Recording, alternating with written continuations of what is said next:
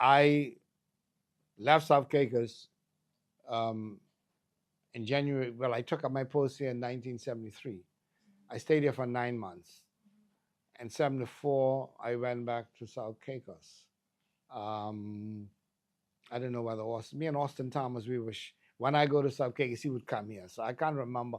Tom Saunders replaced me from Grand Turk in 1974. I went to Grand Turk in 1977. I came back to South Caicos in 78. I came to Provo in 79. I left in 80. I came back in 1981 and I never went back.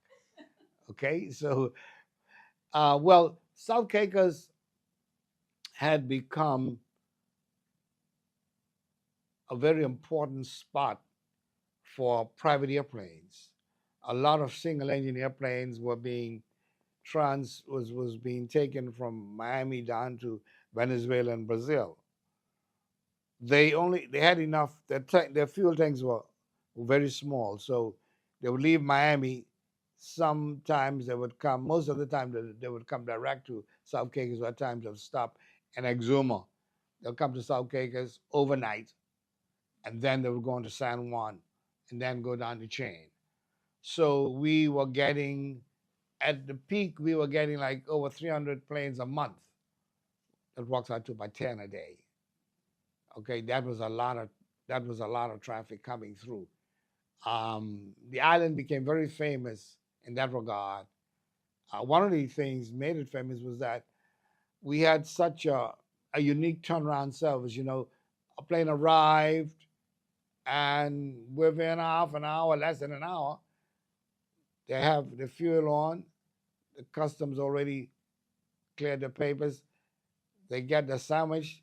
Everybody wanted a sandwich from Dora, lobster sandwich. So after everybody got to know that, when the planes would call in from Miami, well, they had a direct contact with Miami. Miami would tell them, well, our plane is coming and so, they give them the details. By the time the plane can contact the tower, Aben Mills was the operator there. They would say, well, could you order 6 sandwiches from Dora for me? Fine, no problem.